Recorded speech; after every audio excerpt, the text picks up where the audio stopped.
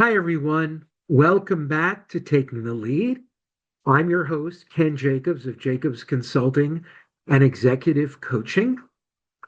And I want to share something I shared in LinkedIn. We got tremendous feedback and response to it. So I wanted to create this video around it. And, what if I told you that being promoted to VP at the tender age of 26 ultimately held me back? Well, it did, because a lot of that success, I didn't realize at the time, was built on fear, and it would ultimately sabotage my career and my happiness. There is a happy ending at the end, though, I promise you that. But I want to share how fear guided my early career success, almost destroyed it, and then turned out okay. So imagine the scene. I was young, I was ambitious, I was climbing the ladder fast at a firm, DAY Public Relations, which eventually became Ogilvy and Mather Public Relations. Maybe some of you have heard of it. And, after a while, I created this pattern of questions that didn't help. What if my boss didn't like my work? What if my clients didn't think the work was good enough? What if my team didn't like me? You'll notice I'm talking about being liked, not respected. That was a lesson learned. So that all might have fueled me and contributed to my rapid promotion from account coordinator, assistant account executive, account supervisor, and VP by age 26. Negative thoughts can guide our actions and they can work until they don't. And at a certain point in my career, around 2006, I had to realize it wasn't working. And that came from years of being focused on being liked more than respected. Barry Rafferty, who you've seen here on Taking the Lead, has a great quote about that. Liked leaders are liked, but respected leaders are followed. I wish I'd had Barry in my life back then.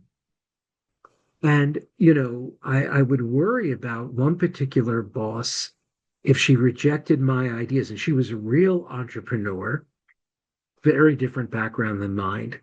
And I felt that if she was rejecting my idea, she was rejecting me. I mean, with hindsight, I realized that wasn't the case. And then I had the client roller coaster. Two clients would call in a day and share their gratitude, how appreciative they were. Our strategies were working. We had great results. Wow, my team really killed it. And boy, I was higher than a kite, as they say. But then another client would call with a complaint, and I would be just devastated, just devastated. And that was crazy. That was insane because the client, I don't think, wanted to ruin my day. They just wanted to let me know that we needed to do better. They were in the right. So I'm happy to say that eventually my attitudes towards fear changed. And what changed them? Well, um, the coaching that I got over the years, the damage that I saw in my clients when I became a coach. I saw the damage fear was causing them, preventing them from their greatest career success and true happiness. And then, when you're a certified trained coach, as you may know, um, you get a lot of coaching through that process, and you can learn a lot about yourself and about fear. But more important, you start to embrace courage. So here's what I know now. Here are my core truths about fear and fear versus courage. Fear absolutely kills our dreams, our clarity, and our creativity. Three really important C's. And so until you embrace two other C's, confidence and courage, fear will kill your dreams, your clarity, and your creativity. Till eventually, like I did, you say, enough. Big fan of Eleanor Roosevelt. And she talked about courage being doing what you know must be done despite having fears. It's not about not having fears. It's about, as Eleanor said, doing what you know must be done despite one's fears. So I focus now a little less on why am I afraid? And I transition that into, well, what have I got to lose? What would I do if I were fearless? And a better expression than fearless, what would I do if I was just full of courage? One of those C's.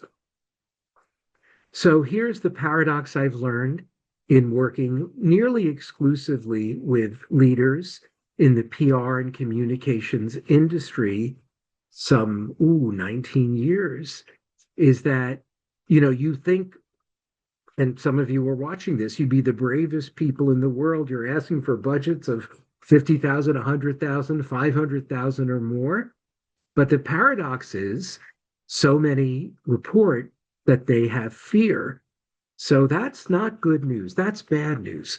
But the good news is that that is all coachable.